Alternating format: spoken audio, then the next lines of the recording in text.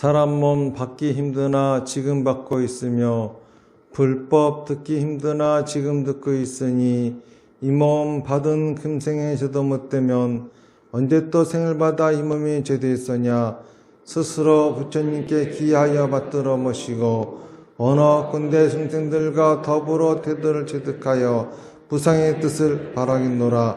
스스로 법에 기하여 받들어 모시고 원어컨대 중생들과 더불어 깊이 경장에 들어가 지혜를 받아같이 하겠노라. 스스로 승가에 기하여 받들어 모시고 원어컨대 중생들과 더불어 대인들을 통리하여 모든 것에 막힘없도록 하겠노라. 무사하고 심심한 묘법은 백천만급이 되어도 만나기 심이드나 나는 지금 보고 듣고 들 수가 있었으니 원어컨대 부처님의 진실한 뜻에 득하여 받들어 모시겠노라. 나무 아미타불, 나무 아미타불, 나무 아미타불. 이제 오늘은 해신일이고, 또 오늘은 그 해신일이면서 수계식도 하는 그런 날입니다. 그래서 오늘은 해신일의 의미, 나아가서 해신일을 우리가 왜 하는지, 그리고 나아가서 수계식, 계를 받는다는 것은 무엇인지, 이런 거에 대해서 이제 말씀을 드리려고 합니다. 먼저 우리가 이런 것들에 대한 전체적인 내용을 알려면은 부처님의 가르침이 뭔지 이거부터 정확하게 알아야 됩니다. 부처님의 가르침은 석가모니 부처님의 가르침이죠. 석가모니 부처님의 어떤 가르침이냐 하면은 부처가 되는 가르침이에요. 그래서 불교 그러면은 성불하는 가르침 그러죠. 성불을 했다, 부처가 되었다라고 하는 거는 열반을 얻었다라고 하는 거예요. 열반을 얻었다라고 하는 것은 뭐냐면은 업이 하나도 안 남았다. 번뇌의 불꽃이 꺼졌다. 그리고 또 그래서 업도 하나도 안 남았다. 업이 다 소멸되었다. 이거를 이제 우리가 완전연소라 그러죠. 완전연소. 번뇌의 불꽃으로 업이라고 하는 연료를 다 태워가지고 완전연소해버린 상태. 이 상태를 갖다가 열반이다. 그리고 이 상태가 된 것을 부처님이 되었다. 그래요. 그런데 우리가 흔히 부처님이란 깨달음을 얻으면 부처님 된다라고 하는 말들이 있잖아요. 그거는 뭐냐 하면은 열반에도 유효열반이 있고 무효열반이 있어요. 유효열반이라고 하는 거는 있을 유, 남을 유, 남음이 있는 열반이고 무효열반이라고 하는 것은 없을 유, 남을 유, 남음이 없는 열반이다 라고 하는데 유효열반이라고 하는 거는 이제 번뇌의 불꽃도 아직 꺼지지 않았고 또 업도 다 없어지지 않았지만은 이제 번뇌의 불꽃이 꺼지는 거는 기정사실화 돼 있는 것이고 업도 다 없어지는 것도 기정사실화 돼 있는 거예요. 다시 말해서 이런 거는 이제 시간 문제인 상태, 이런 상태를 유효열반이다. 번뇌의 불꽃도 남아있고 업도 남아있는 열반이다. 그래가지고 유효열반 이렇게 얘기를 합니다. 그 무효열반이라고 하는 거는 이제 번뇌의 불꽃도 꺼졌고 업도 다 없어져 버린 거예요. 그러한 상태를 갖다가 무효열반이라고 하는 거죠. 그러니까는 깨달음을 얻었다라고 하는 것은 번뇌의 불꽃이 꺼지는 방법을 알았고 업을 그쵸? 다 업이 다 없어지는, 다시 말해서 업을 번뇌의 불꽃으로 완전 연소하는 방법을 아는 상태, 이거를 깨달은 거, 이거를 유효열반이라 그래요. 그래서 유효열반을 얻어도 부처가 되었다라고 하는데 완벽한 부처는 아니죠. 완벽한 부처님은 이제 무효열반까지 가야 되는 거예요. 그래서 석가모니 부처님이 깨달으신 상태를 유효열반이라 그러고 또 부처님이 이 죽음을 맞이하신 거를 무효열반이다 이렇게 얘기를 하는 거죠.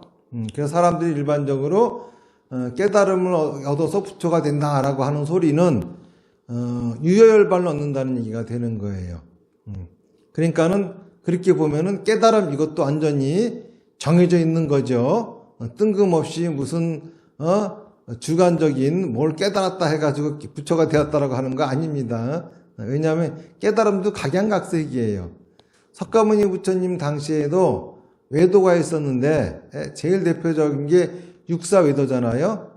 또 그들 말고도 뭐 363외도라든지 뭐 1000몇 이게 그런 식으로 이제 많이 등장합니다.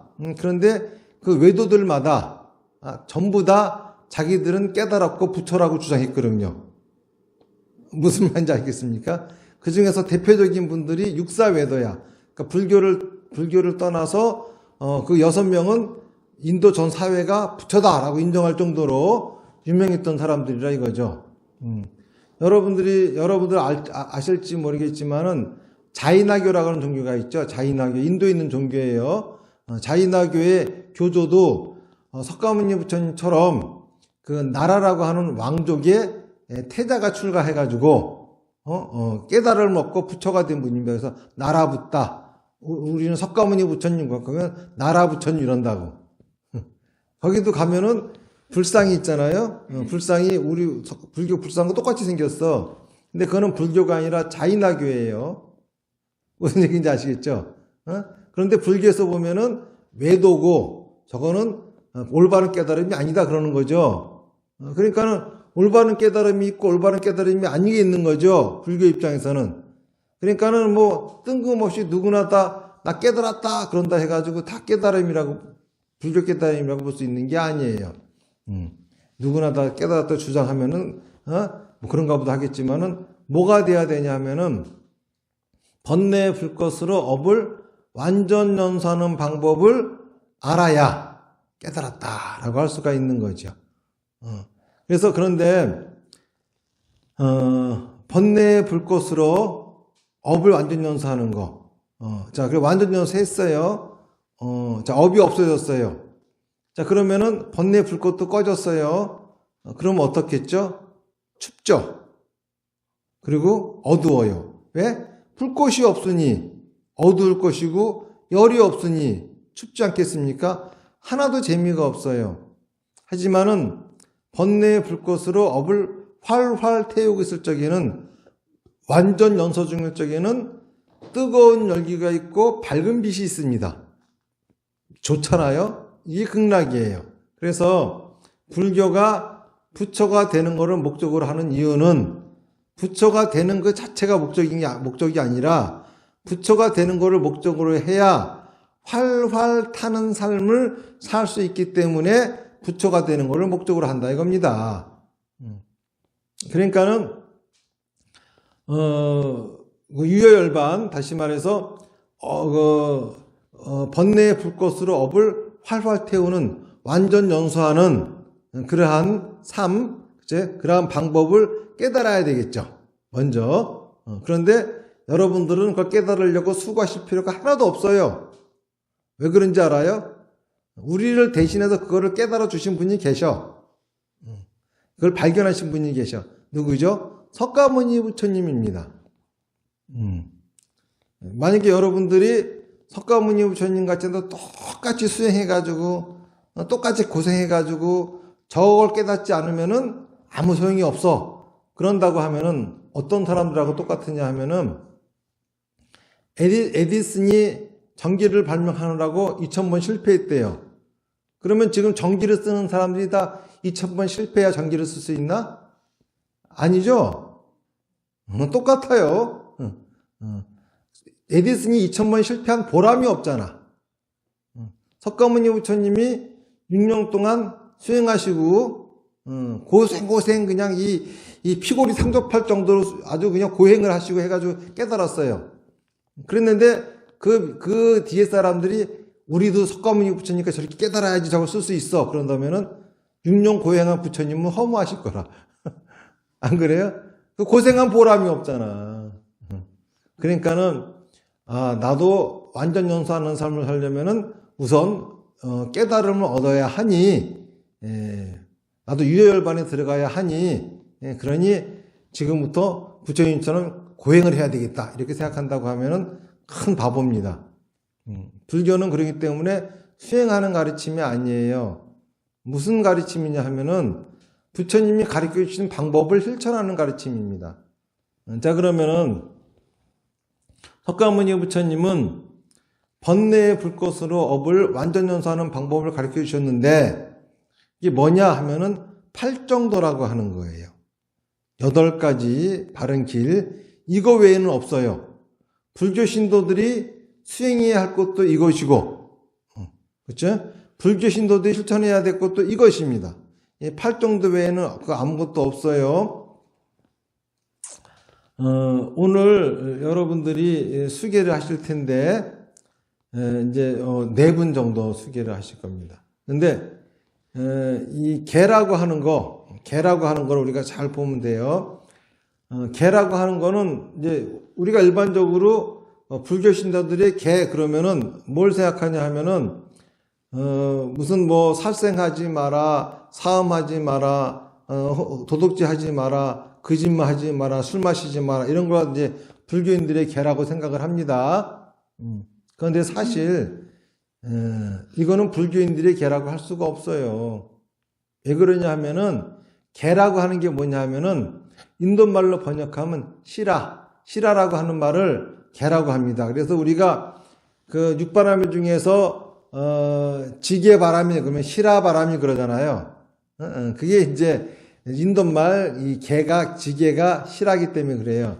시라라고 하는 말의 뜻은 뭐냐 하면은 우리나라 말로 바꾸면 습관이 되어 있다 이겁니다. 근데 이것이 중국어로 바뀌니까 개라고 바뀌었어요. 이 한자의 개는 무슨 뜻이냐 하면은 경계하다, 조심하다, 경계하다 그런 거예요. 또 달리 얘기하면은 울타리라고 하는 거야. 자, 그러면은 이 2가지 용어를 접목해서 생각해 보자고 하면은 개라고 하는 거는 울타리야. 무슨 그 울타리가 불교도들이 갖고 있는 습관이야. 울타리는 뭐죠? 안과 밖을 구분하는 거죠. 그러니까는 불교 신자와 불교 신자가 아님을 구분하는 기준, 이게 개입니다. 그러니까 불교 신자들은 이런 습관이 있어. 습관적으로 이런 걸 하고 있어. 그런데 불교 신자 아닌 사람들은 이걸 안 하고 있습니다. 이걸 가지고 저 사람은 불교 신자다, 아니다 구분하는 거죠. 그러니까 이게 개라고 하는 거예요. 그런데 아까 말씀드린 것처럼 무슨 살생하지 마라, 사음하지 마라, 뭐 어쩌고저쩌고 쭉 나오는 이러한 것들은 불교에서만 있는 게 아니라 인도 어디에나 있던 거예요. 요가에서도 이거는 인도의 어떤 사회 규범입니다. 오죽하면은 그 자이나교의 계율은 5개가 있는데 거기도 살생하지 마라, 사음하지 마라, 도둑질하지 마라, 그리고 거짓말하지 마라 다음에 있는 게 소유하지 마라 이게 있어요. 거기는. 그런데 이 자이나 교도들은 계율을 엄청나게 철저하게 지킵니다. 이들은 계율을 안 지키면 큰일 나는 줄 알아. 그래가지고 이 사람들은 살생을 안 하려고 어떻게 하냐면 지금 우리처럼 마스크를 끼고 다녀. 왜? 콧구멍으로도 균이 들어와서 숨 쉬다가 죽을 수가 있잖아. 걸어 다닐 적에도요, 지팡이 갖고 땅을 두드리고 다녀. 왜? 버러지가 밟혀 죽을까봐. 그리고 음식도 먹는 것도 이게 다 살생이죠. 그렇잖아요. 우리가 무슨 지금 먹는 쌀밥, 쌀은 죽고 싶어서 태어났는가? 그렇잖아요. 걔들도 다 처자식이 있는 몸이야. 그런데 우리가 일방적으로 뺏어서 먹는 거잖아요. 또 생수 하나, 물에도 얼마나 많은 생명체가 있어? 만약에 물 속에 생명체가 없다 그러면은 이건 증류수죠. 이거 마시면 죽어요. 여러분들은 물 속에 있는 어떤 생명체가 있어야 그 물도 먹고 살 수가 있어요. 그러니까는 우리는 물 한 컵을 마시면서도 살생을 하고 있어요. 그래서 이 사람들은 이 자이나 교도들은 죽을 적에는요 숨을 멈추고 다 굶어 죽어요. 죽을 적에는 업을 완전히 다 없애겠다 이겁니다. 악업을 짓지 않겠다, 살생을 하지 않겠다 해가지고 그렇게 죽습니다. 그리고 그 인도 가서 있잖아요. 자이나 교도라고 이렇게 나는 자이나 교를 믿습니다라고 하는 식으로 간판을 내걸고 장사하잖아요. 그러면 장사가 잘 돼. 그래가지고 인도의 부자들은 거의 다 자이나 교도야. 왜 그런지 알아요? 거짓말을 안 해. 세상 없어도 개를 지키느라고. 심지어는 어떠냐 하면 무소유 그러니까는 옷도 소유잖아요. 빨개 벗고 다녀요. 신도들은 어쩔 수 없지만 그래서 나체파와 백이파가 있어. 백이파는 하얀 옷을 입는 사람들인데 이 사람들은 추워서 입는 거야. 나머지는 빨개 벗고 다녀. 그래가지고 자이나교 우리가 인도 가가지고 불상이 있는데 부처님이 빨가 벗고 있다 그러면 자이나교도의 불상이에요. 예? 부처님이 빨가 벗고 성기가 다 이렇게 막 표시가 돼 있어, 표현이 돼 있어. 그럼 이거는 자이나교도라, 교도의 불상이라. 무슨 말인지 아시겠죠? 그러니까 어쩌면 이 사람들은 철저히 계를 그렇게 지켜요, 계를. 이런 식으로 보면은 또 이거는 또 뭐야 저기 그 요가에도 또 이거 똑같은 계가 있어요. 인도 어디에나 있어요. 그런데 이거 가지고 불교도의 계라고 불교도이고 아님을 구분할 수 있겠습니까? 없겠죠. 그러면은 우리가 불교도이고 아니고 구분할 수 있는 것은 뭐냐 하면은 팔정도입니다. 어떤 제자가 와서 부처님한테 여쭤보죠. 부처님이 돌아가고 난 다음에는 누구를 믿고 누구를 의지해야 합니까? 너 자신을 믿고 나의 가르침에 의지해라. 그래요. 자, 그러면은 부처님의 가르침이고 아님을 어떻게 우리가 알 수 있겠습니까? 또 물어봅니다. 그러니까는 이렇게 대답을 하시죠. 내가 살아생전에 저들은 깨달음을 얻은 아란이다 라고 하는 이들이 있다고 하자. 그들이 나와서 이것이 바로 불법이요, 이것이 바로 부처님의 가르침입니다 라고 얘기하거든. 그 사람의 얘기를 긍정도 하지도 말고 부정도 하지 말고 들어라. 듣고 난 다음에 너 혼자 골똘히 생각해봐라. 그 가르침이 내가 설한 팔정도의 가르침에 부합이 되는지 아닌지. 그렇지 않다면 나의 가르침이 아니고 그렇다면 나의 가르침이다. 또 살아생전에 나를 만나보지도 못한 나 죽고 나서 가출한 사미가 있다. 그 사미가 이것이 바로 부처님의 가르침이요 라고 설하거든. 그거를 긍정도 하지도 말고 부정도 하지 말고 들어라. 그리고 너 홀로 곰곰이 생각해 보아라. 거기에 내용에 팔정도에 부합되는 가르침이 있는지 없는지. 팔정도의 가르침에 부합된다고 하면은 나의 가르침이 맞고 그렇지 않다면 나의 가르침이 아니다. 그러니까는 우리 불교도들의 실천 사항은 뭐죠? 실천 항목은 팔정도입니다. 이거 외에는 없는 거예요.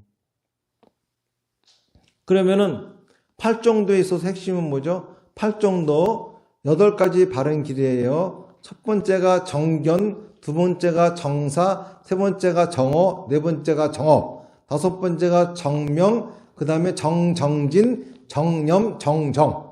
8가지입니다. 정견이라고 하는 거는 바른 견해라고 하는 거예요. 바른 견해라고 하는 거는 뭐냐면은 왜 팔정도를 행해야 되는지 이거를 아는 것이 바른 견해예요. 왜 팔정도를 해야 되는지를 가르치는 가르침이 사성제라고 하는 가르침이죠. 다시 말해서 우리에게 진정한 괴로움은 무엇이며 우리가 받아들여야 될 괴로움은 무엇이고 받아들이면 안 되는 괴로움은 무엇이며 또 우리가 이 받아들일 필요 없는 우리가 받을 필요 없는 괴로움을 받는 이유는 무엇이며 진정한 행복은 무엇이며 어떻게 하면 그렇게 될 수 있는지. 아까 말씀드린 것처럼 불교에서 얘기하는 진정한 행복은 뭐냐 하면은 번뇌의 불꽃으로 업을 완전 연소하는 삶, 이게 바로 불교에서 얘기하는 진정한 행복한 삶이라고 하는 겁니다.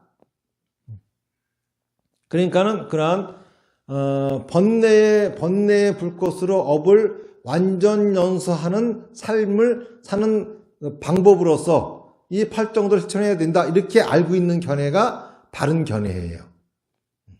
그리고 그 다음에 나오는 게 정사, 정어, 정업이죠. 바르게 생각하고 바르게 말하고 바르게 행동하랍니다. 자, 업이라고 하는 건 뭐죠? 생각과 말과 행동이에요. 이 업 그러면은 제가 여러 번 말씀드렸다시피 인도말 카르마라고 하는 말을 번역한 겁니다. 카르마라고 하는 말은 크르라고 하는 동사의 명사형이에요. 크르라고 하는 동사는 하다 이런 뜻이에요. 이거의 명사형이기 때문에 우리나라 말로 바꾸면 짓, 중국어로 바꾸면 업이 되겠지만은 우리 순수 한국어로 바꾸면 짓이 돼. 업은 짓이야.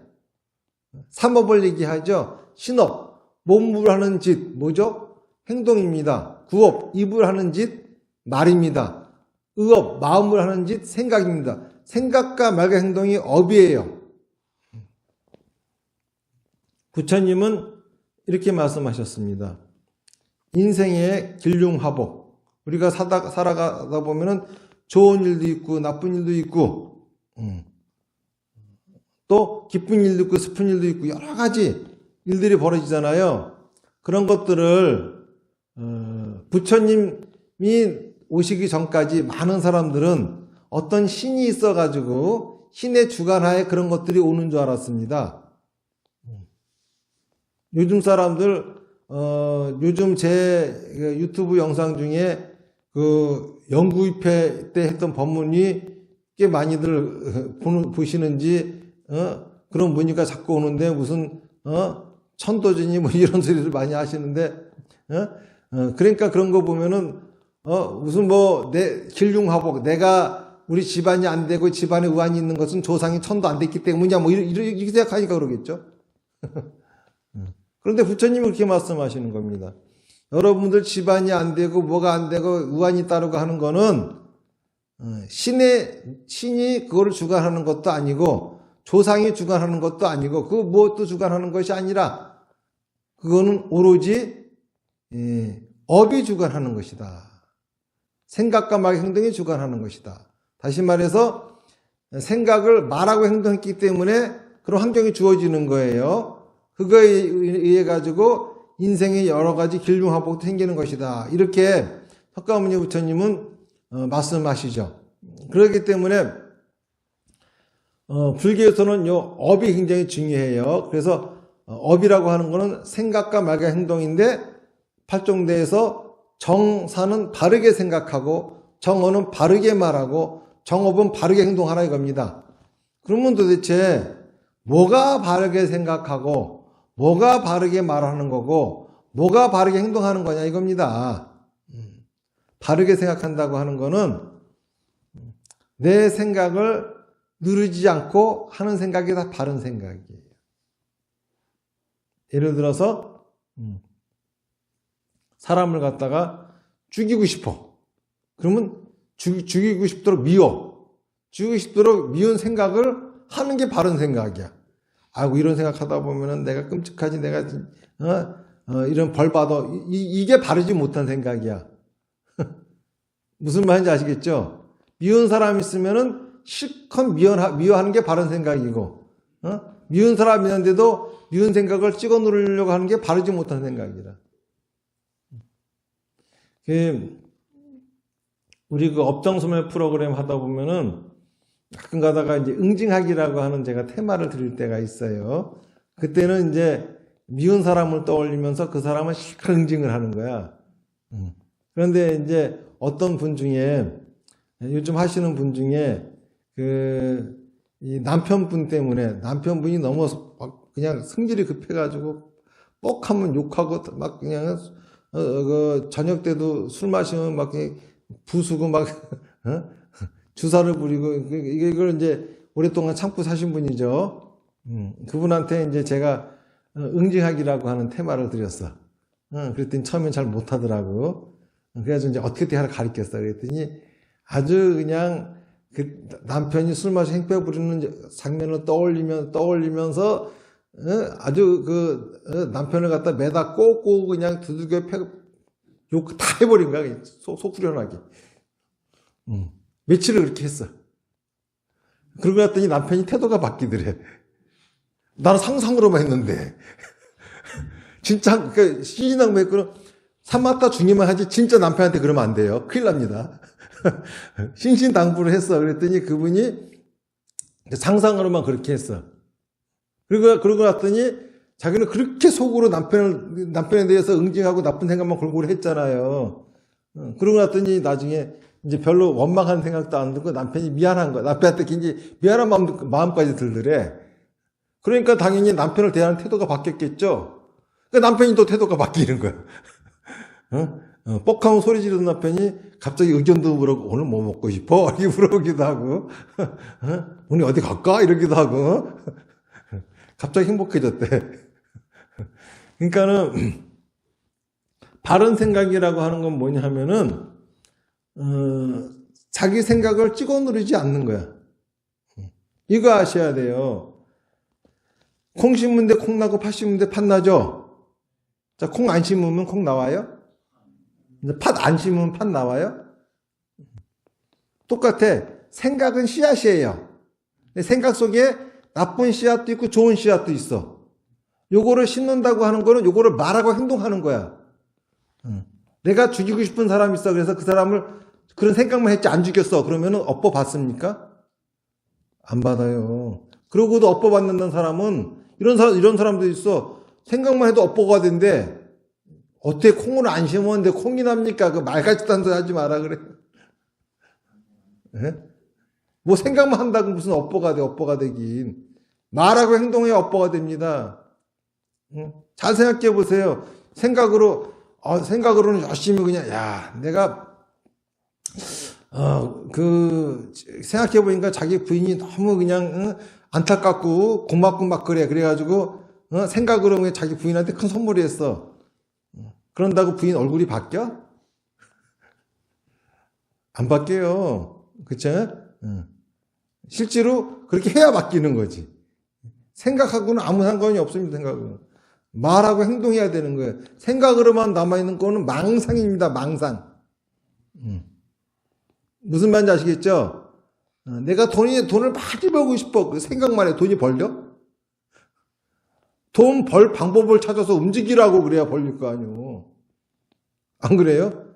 절대 생각만 한다고 그 열매 싹도 안 납니다. 자, 그러니까는 속에는 나쁜 생각이 있죠. 그런데 이 나쁜 생각, 이제 그 남편이 배기 싫어 아주 그냥 20년 동안 꼭 눌러오면서 저 인간은 죽지도 않나 이래가면서 살았어. 그런다고 남편 안 죽어요. 자기 속에만 독이 있지. 그러다가 보면 나중에 그런 사람도 있잖아요. 한참 그러고 살다가 한 20년 살다가 갑자기 남편 칼로 찔러 죽여가지고 살인죄로 감옥서 가면서 불쌍하다는데 어쩌다라는데 평생에 이거 맞고 살았다는데 이런 누가 그렇게 참고 살으래? 그렇잖아요. 근데 생각으로만 꾹꾹꾹 누르고 있으면 언젠가 삐져나와 이게. 그런 짓을 합니다. 저 죽이고 싶다 그러면서 이런 생각하면 안 되지, 죽이고 싶어, 이런 생각하면 안 되지, 계속 이러봐. 언젠가 나도 모르게 죽여버리게 돼. 그런 업보를 짓게 되는 거죠. 그러니까 생각으로 품고 있으면 안 돼요. 어떻게 하면 되냐 하면은 생각에 있는 그 자체에서 없애버려야 돼. 나쁜 생각인 그 생각 상태에서 없애야 돼. 그러려면은 제가 말씀드렸던 것처럼 미워하는 사람이 있으면 실컷 미워해가지고 끄트머리가 가면 없어집니다. 그러면은 악업을 짓지 않게 되는 거지. 어쨌든간 바른 생각이라고 하는 거는 내가 지금 하고 있는 생각을 누르지 않고 나의 생각을 부정하지 않고 사는 게 바른 생각이에요. 자, 내 생각이 바른 생각이야. 자, 그러면 옆에 있는 사람 생각은 틀린 생각일까? 아니에요. 내 생각이 올바르다고 하면은 이 세상 그 누구의 생각도 다 바른 생각이에요. 그러니까는 바른 생각이란 내 생각이고 또 주변의 모든 사람들 생각이 다 바른 생각이에요. 그리고 아까 말씀드렸죠. 말하고 행동하는 거, 이게 바로 업보가 된다 그랬죠. 그렇기 때문에 생각은 자유롭게 하되 말과 행동은 조심해야 됩니다. 이게 바로 바르게 말하고 바르게 행동하는 겁니다. 이게 바로 정업이에요. 이렇게 생각을 자유롭게 하고, 그리고 말과 행동은 조심스럽게. 생각은 자유롭게 두지만은 말과 행동은 아주 조심스럽게 말하고 행동하면서 살아가는 거.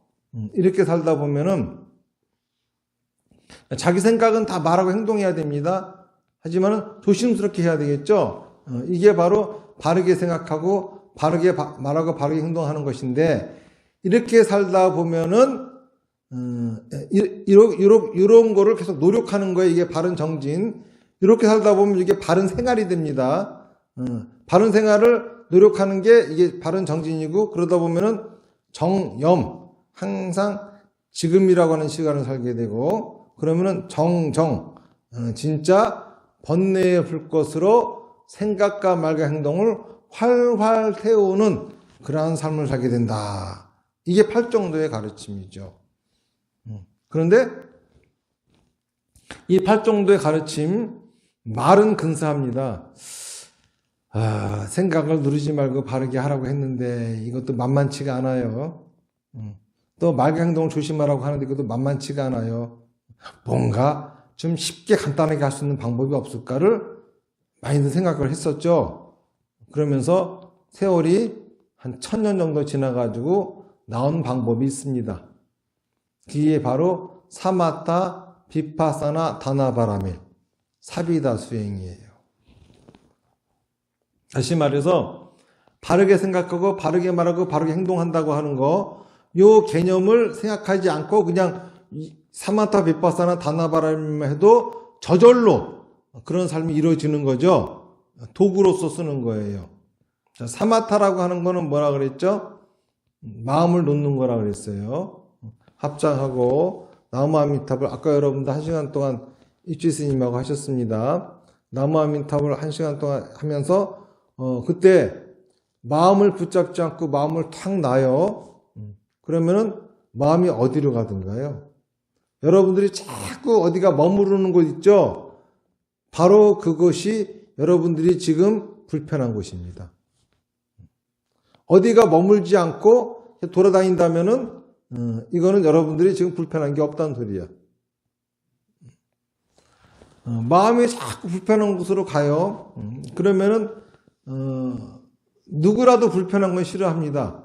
그러니까는 불편한 것으로부터 벗어나고 싶다는 생각을 하겠죠. 다시 말해서 불편한 곳으로부터 벗어나고 싶다고 하는 원이 생기는 겁니다. 원이 만들어지는 거예요. 여러분들이 발언을 하게 되는 겁니다. 그런데 이 원에는 항상 어리석음과 집착이 있죠.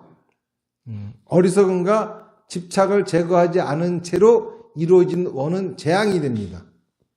그래서 어리석음을 제거해야 돼요. 자, 어리석음을 제거하기 위해서 우리가 하는 것이 비파사나죠. 그리고 집착을 제거하기 위해서 하는 것이 다나바라밀이에요. 이제 오늘 네 분이 수계식을 할 텐데, 이 수계라고 하는 거는 오봉사에서 하는 수계는 다른 절하고 다릅니다. 다른 절에서는 여러분들이 지키지도 않을 오계를 받아요. 사생하지 마라, 사음하지 마라. 처음부터 지킬 생각도 없지만은, 그쵸? 받고 지키려고 노력합니다. 왜 부처님한테 거짓된 약속을 자꾸 합니까?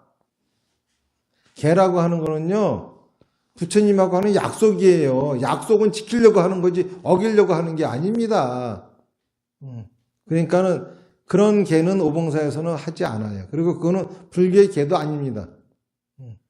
불교의 계는 팔정도예요. 이 팔정도가 새로운 장치로 개발되어진 게 사마타 비파사나 다나바라밀이기 때문에 사마타 비파사나 다나바라밀을 하시겠습니까? 라고 물어보는 것이 오봉사의 수계식이고, 그거를 하겠다고 약속하는 것이 수계계를 받는다고 하는 겁니다. 사마타라고 하는 거는 뭐냐면은 사마타 기간을 갖자는 거죠. 입춘을 기점으로 21일간, 그리고 석가모니 부처님의 탄생일을 기점으로 21일간, 그리고 또 우람분절을 기점으로 21일간, 그리고 동지를 기점으로 21일간, 1년에 4번씩, 4번, 21일간의 사마타 기간을 갖자는 겁니다.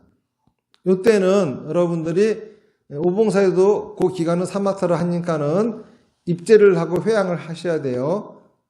그리고 입제 회양을 했다고 해가지고 다른 데에서 하듯이 나 뭐 기도비 냈으니까 이렇게 하면 안 돼. 이건 그냥 입제 회양을 한 겁니다. 그 기간에는 하루도 빠지지 않고 집에서 1시간씩 사마타를 하셔야 됩니다. 이거를 약속을 해야 수계를 받는 거예요. 그리고 두 번째로 비파사나. 비파사나라고 하는 거는 사마타를 통해서 원이 생겼으면은 그 원에 있는 어리석음을 저희 없애는 거라 그랬죠. 이거는 경전에 의하면 정염이 지혜가 극락세계를 관하는 거예요. 정염이라고 하는 거는 사마타를 한 내가, 지혜라고 하는 거는 경전이, 극락세계라고 하는 거는 번뇌 불꽃이 업을 활활 태우는 세계를 보는 겁니다. 다시 말해서 일상생활을 살던 내가 지금 부처님의 가르침을 듣는 거죠. 그런데 아무 가르침이나 들으면 안 돼요. 더러운 물에 깨끗한 물 한 방울 떨어뜨려 보세요. 더러운 물이 많겠습니까? 깨끗한 물이 많겠습니까? 더러움이 많죠? 똑같아요. 중생이 번뇌 속에 부처님의 가르침을 한 방울 던져버리면은 번뇌가 많겠습니까? 가르침이 많겠습니까? 아니, 번뇌가 많겠죠. 그리고 더러운 물에다가, 깨끗한 물에다가 더러운 물 한 방울 떨어뜨리면 더러워지긴 했지만 여전히 깨끗합니다. 그런 것처럼 부처님의 지혜에 중생의 번뇌를 떨어뜨리면은 지혜가 더 많겠죠. 그렇기 때문에 아무런 법문이나 들으면 안 돼요. 스님이 자기가 이해한 불교를 얘기하는 가르침, 설교, 설법, 이런 거는 비파사나가 될 수 없어요. 스님이 이해한 불교가 아니라 스님이 자기 인생을 부처님이 경전에 던져서 하는 이야기를 들어야 비파사나가 됩니다. 제가 하는 법문들 중에도 오늘 이렇게 하는 법문이라든지 또는 무슨 뭐 초하루 법문, 또 영국표 법문, 이런 법문들은 뭐냐면은 서진 스님이 자기가 이해한 불교를 얘기하고 있는 거예요. 엄밀한 말에 의하면은 비파사나 법문으로 적합하지 않은 거죠. 하지만 수요일 날 제가 하는 법문은 제가 하는 게 아니라 제가 부처님의 경전에 저희 인생을 던지고 나온 이야기들을 여러분들에게 들려드리는 거거든요. 그러니까 수요 교리만이 비파사나를 할 수 있는 법문이 됩니다. 그래서 여러분 이제 비파사나는 매주 수요일 날 오후 7시에 하는 수요 교리 그 법문을 들으시겠습니까? 그러면 듣겠습니다. 그러면 비파사나 수기를 받게 되는 겁니다. 그리고 다나바라밀은 집착이에요. 집착이라고 하는 거는 우리 중생들이 하는 집착은 크게 뭐냐 하면은 재산, 명예, 권력, 사랑 이런 것들에 대한 집착입니다. 사실 다른 것들에 대한 집착은 그렇게 해가 되지가 않아요. 여러분들이 예를 들어서 여러분들이 식당을 하면서 나는 세상 사람들한테 맛있는 음식을 먹이고 싶어. 진짜 건강하고 좋은 음식을 먹이고 싶어. 여기에 집착해요. 이게 여러분들을 해코지 할 것 같습니까? 해코지 안 합니다. 무슨 말인지 아시겠죠? 이런 거는 되려 여러분들을 도와줍니다. 장사하는 거를. 내가 대통령이 돼가지고 진짜 나는 이 나라를 아주 살기 좋은 나라로 만들고 모든 국민들이 행복한 그런 나라를 만들 거야. 이런 집착이 그 대통령을 망가뜨릴까요? 그러지 않아요. 다시 말해서 어떤 집착이 그쵸? 인간들한테 큰 지장을 주냐 하면은 재산, 명예, 권력, 사랑 이런 거에 대한 집착입니다. 왜 그러냐 하면요, 이런 거는 원래 목표로 두면 안 되는 겁니다. 이런 거는 부수적으로 따라오는 거예요. 내가 사람들한테 좋은 음식을, 맛있는 음식을 싸고 건강하게 제공하고 싶어. 이렇게 그런 걸 목표로 하는 사람에게 찾아오는 게 재산, 명예, 권력, 사랑 이런 거라 이거죠. 그렇기 때문에 재산, 명예, 권력, 사랑은 목표를 두지 않아요. 거꾸로 거기에 집착하는 순간 돈을 벌기 위해, 권력을 얻기 위해, 명예를 얻기 위해, 사랑을 얻기 위해 움직이는 순간 그 사람의 모든 것들은 무너지고 어려운 쪽으로 가게 되는 거죠. 그래서 이런 거에 대한 집착을 내려놔야 됩니다. 그런데 그 중에서 사랑, 명예, 권력 이런 거는 모습이 없죠. 모습이 있는 거는 재물밖에 없어요. 그리고 집착이라고 하는 거는 우리가 내려놓을 수 있는 게 아닙니다. 내려놓을 수 없기 때문에 집착이라고 하는 게 있는 거예요. 그래서 이제 집착을 내려놓는 방법으로서 재보시를 권유하는데, 이 재보시를 내가 정해서 한다고 하면은 집착은 내려놔지지 않아요. 할 수 있는 만큼 하게 되기 때문에. 그래서 이제 다나바라미를 어떻게 시킬 것인가 라고 하는 거를 고민했습니다. 그러면서 이제 불교에서 원래는 4분의 1을 하라고 돼 있어요. 자기가 벌어들인 거에. 그거는 너무 과하고, 그래서 기독교인들처럼 11조 하듯이 10%를 하면 어떨까? 그리고 기독교인들을 보니까는 굉장히 어렵게 사는 사람들도 그걸 하면서 되려 공궁에 빠지지 않고 좋아지는 거를 봤거든요. 그러면서 그렇게 권해야 되겠다. 그러면서 이제 매월 내가 벌어들인 수익금의 10%를 버리겠습니다. 요거는 배설행위라고 생각하시면 됩니다. 밥을 먹으면은 똥이 생겨요. 넣어야지 삽니다. 우리가 세상을 살려면은 욕심이 있어야 돼요. 원이 있어야 됩니다. 원이 생기면 반드시 집착이라고 하는 배설물이 생기는 겁니다. 그런 것처럼 배설을 해야 된다라고 하는 의미로서 내가 벌어들인 거에 10%를 항상 버리십시오. 이거를 갖다가 약속을 하면은 이제 다나바라미의 계를 받게 되는 거죠. 계라고 하는 거는 설사 내가 그거를 반드시 100% 다 지키지 못한다 하더라도 가지고 있는 것만 하더라도 큰 공덕이 돼요. 왜 그러냐 하면은 양심의 가책을 느끼거든. 무슨 말인지 아시겠어요? 예를 들어서 살생하지 마라 라고 하는 계를 받았다고 해보세요. 그러면은 내가 살생할 순간이 되었어. 그러면 어떻겠죠? 양심의 가책을 느껴요. 그러면서 살생을 갖다가 하는 것도 하더라도 상당히 주저하고 그렇게 하겠죠. 죄라고 하는 거는 알고 짓는 죄보다 모르고 짓는 죄가 더 큽니다. 살생을 하는 것이 나쁜 건 줄도 모르고 하는 사람은 아주 잔인하게 그냥 즐기면서 해요. 근데 나쁜 건 줄 아는 사람은 양심의 가책을 느껴서 못하겠죠.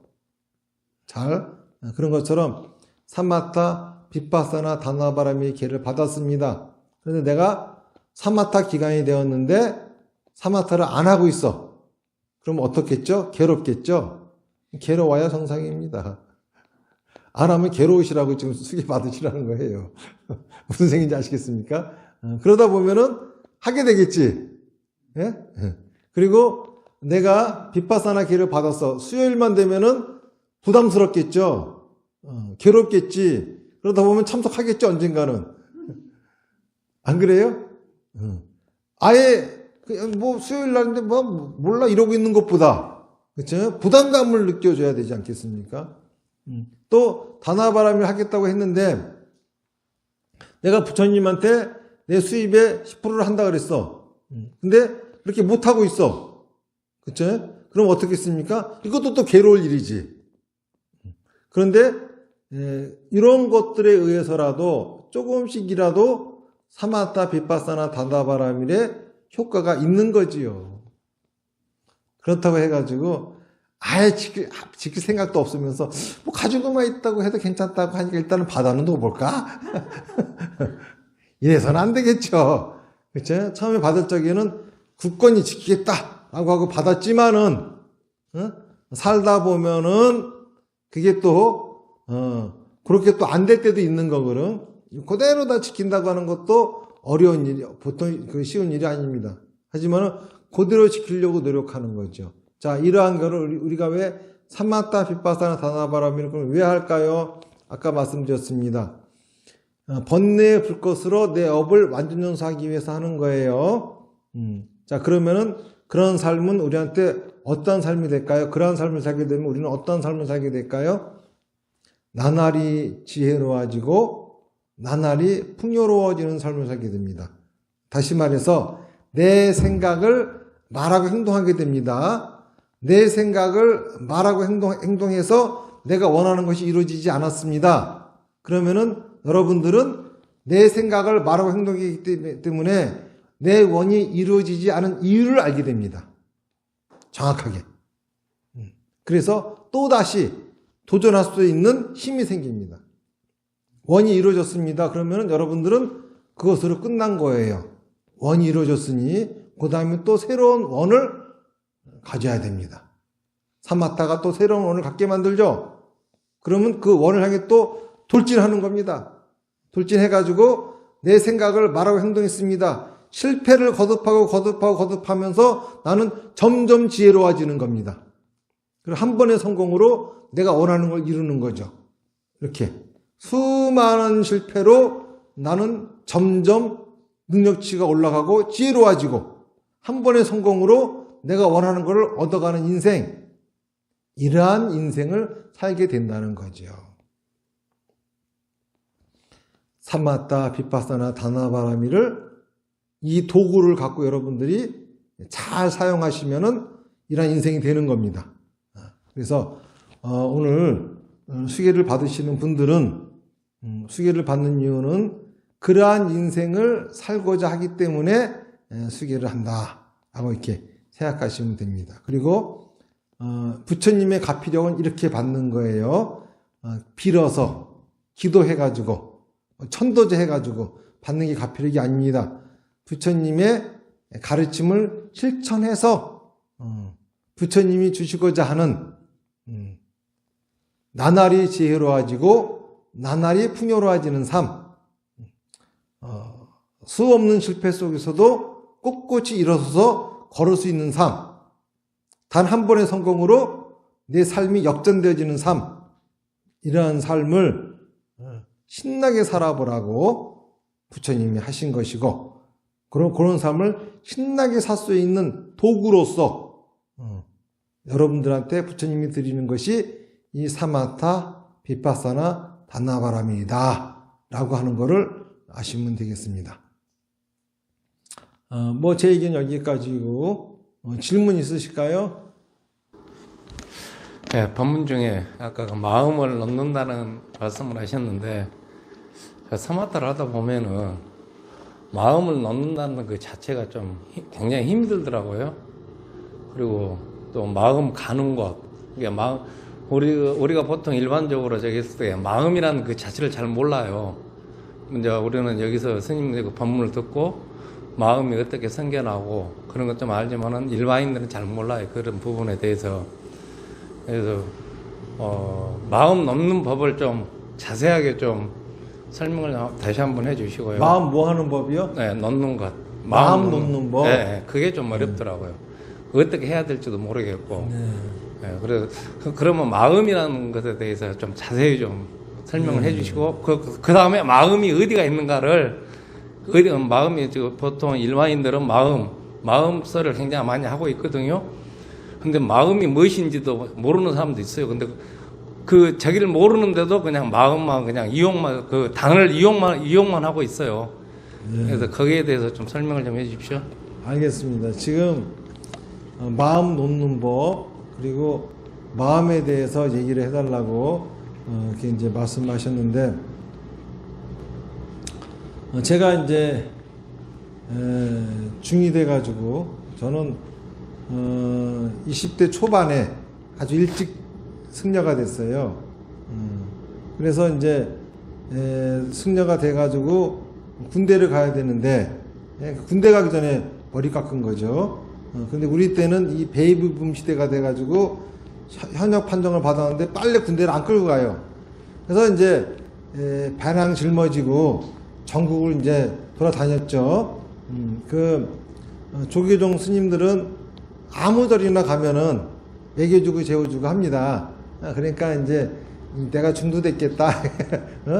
군대 가기 전까지 유람이나 하자. 그러고서 이제 전국을 이렇게 무전여행 하듯이 이제 돌아다녔는데 그러다가 향일암이라고 하는 곳을 여수 향일암이라고 하는 곳을 가게 됐어요. 향일암에 가가지고 제가 이제 거기서 기도정진하면서 같이 책을 봤는데 수능언경이라고 하는 책을 봤습니다. 이 수능언경이라고 하는 책은 어떤 내용이 되어 있냐면은 그 석가모니 부처님 제자 중에 안한존자라고 하는 분이 계세요. 이 안한존자는 아주 미남이었대요. 이 왕족이었고 그러니까는 여자들이 아주 좋아하는 거야 그냥.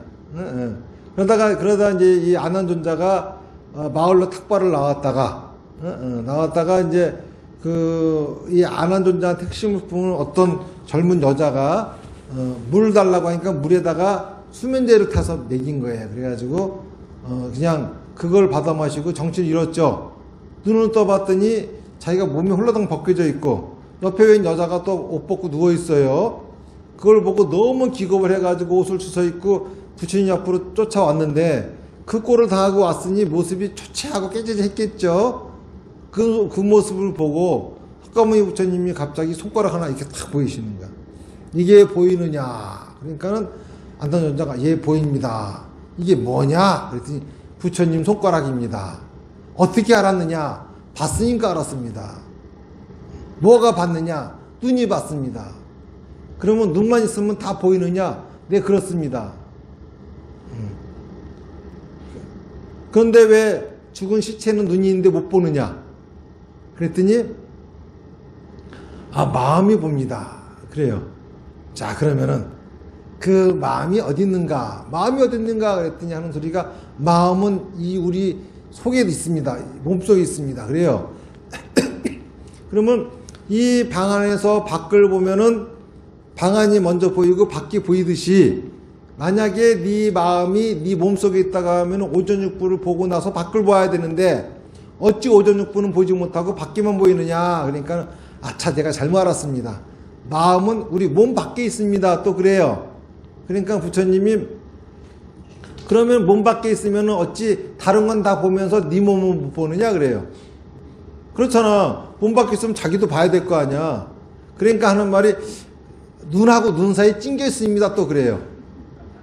그러면은 우리가 유리에다 바싹 얼굴 들이대면은 유리 먼저 보이고 밖이 보이듯이 수정체가 먼저 보여야 할 텐데 왜 그건 또 안 보이느냐 또 그래요. 그래 가면서 이제 문답이 왔다 갔다 하는데 이게 마음이 어딘지 무지무지 궁금한 거라 내가.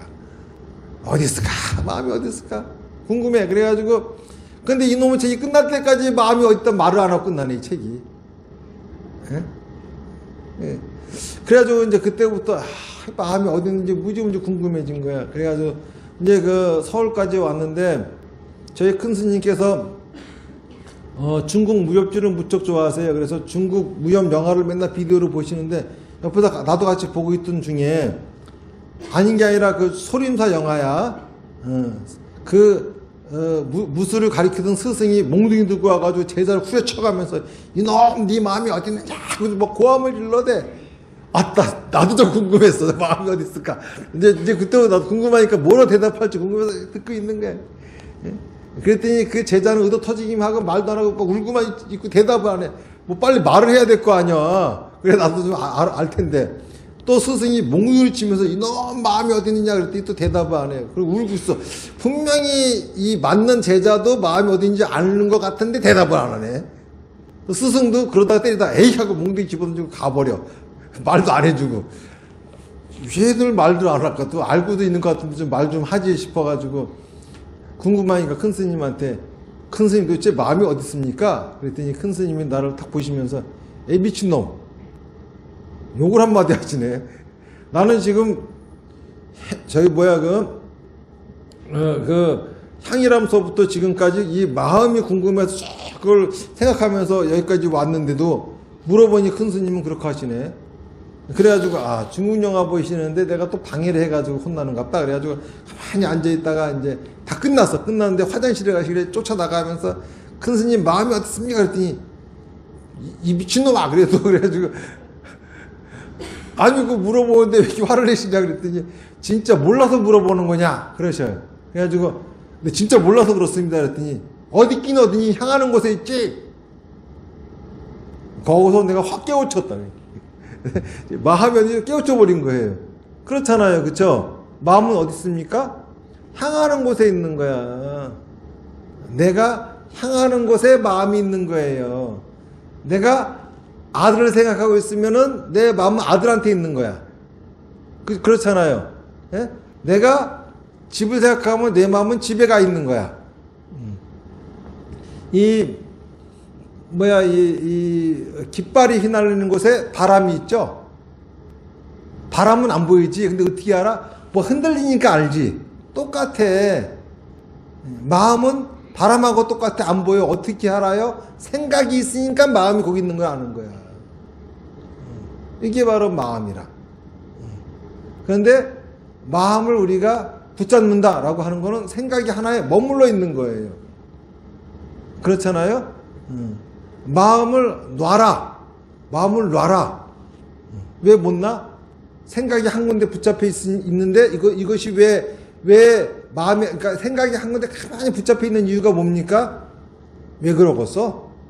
그게 괴로우니까. 마음 놓고 싶으면은 괴로운 문제를 푸세요. 무슨 말인지 아시겠습니까? 마음을 못 놓는 이유는 나한테 괴로운 문제가 있으니까 못 놓는 거예요. 그렇잖아요?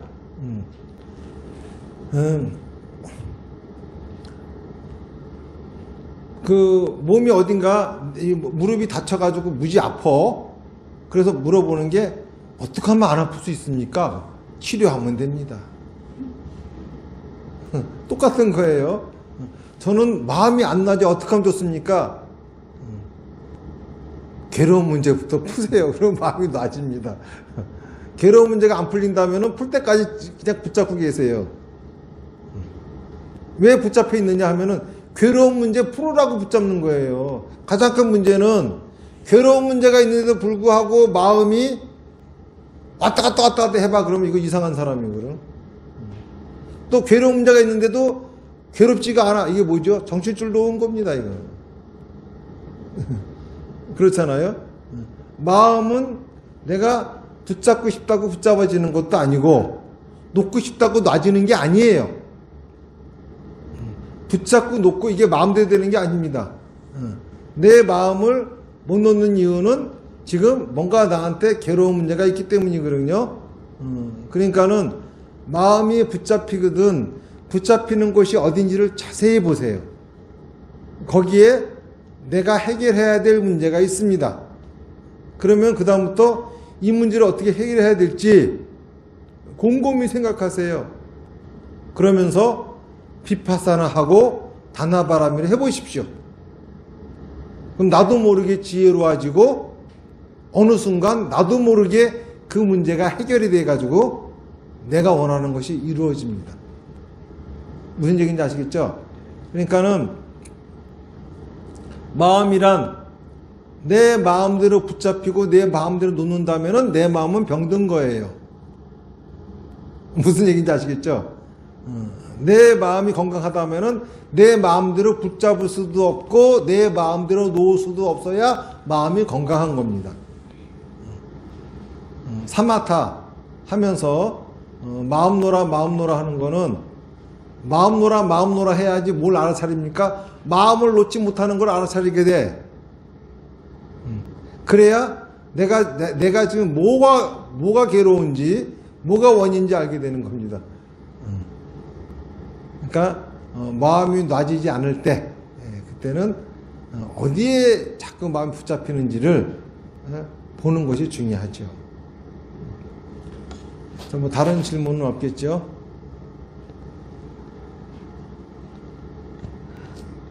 자, 그러면은 일단 마치겠습니다. 합장하시고요. 나무아미타불 연불 몇 번 하겠습니다. 시작. 나무아미타불, 나무아미타불, 나무아미타불, 나무아미타불, 나무아미타불, 나무아미타불, 나무아미타불, 나무아미타불, 나무아미타불.